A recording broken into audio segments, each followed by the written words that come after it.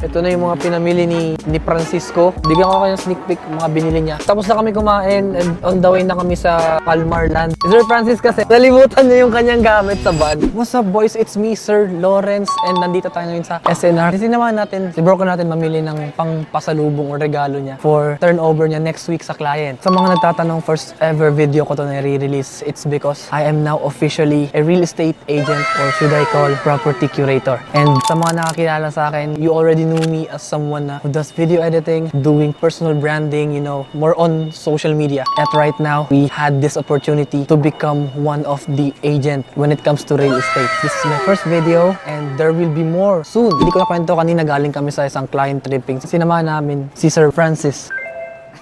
Kasama rin natin ang cameraman natin, aka siya rin is agent.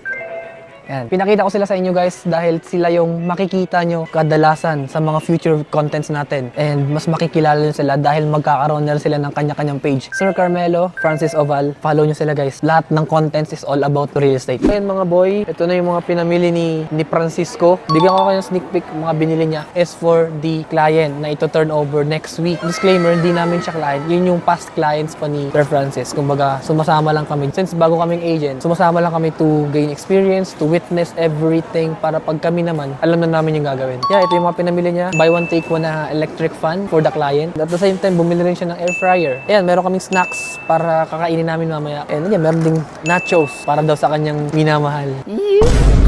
Pero bago ang lahat pala, before kami mag-shoot, kakain muna kami. Tinanong kami ni Sir Francis whether saan kami kakain. Again, nakakaya. Sagot din niya ulit. Kaya medyo nahihiya kami. Uy!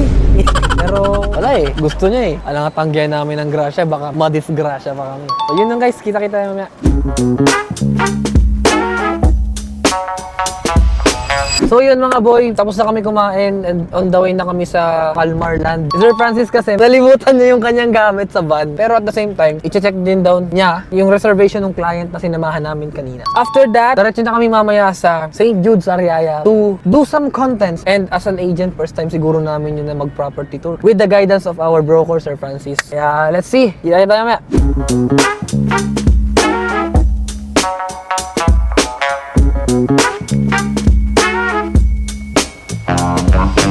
There you have it mga boy. Kasi hindi naman nakakapagod eh. Kita nyo naman sa mukha ko, kakapagod. Yes, I'm very thankful dahil kahit na sa kabilang account ko, I'm a content creator doon. Pero I'll tell you what, first time ko mag-create ng content or mag-vlog outdoor. Kasi more on indoor ako eh. At saka scripted yun. Okay, may scripted yung mga yun, ina-adliban ko lang. Almost first time ko na impromptu, walang script, lahat authentic. Kaya syempre, every first time is the hardest. Medyo nahirapan ako kapain kasi syempre, hindi ako sanay mag-shoot in public or outdoor na merong tao, syempre, kahit nasabihin natin kakilala ko si Sir Ice na nagbi-video ngayon, si Sir Francis na broker natin. But still, first time is first time, mahirap siya. Fortunately, nakaraos tayo ngayon, nakapag-shoot tayo, and I assure you, for the next time, meron tayo ulit. Kaya, guys, tumbasan nyo yung effort na ginagawa namin. Please follow us for more. Ako, Sir Lawrence, Sir Ice, Sir Francis, and we will give you a nice and humorous content talaga. Yan, kita nyo yung sunset ngayon.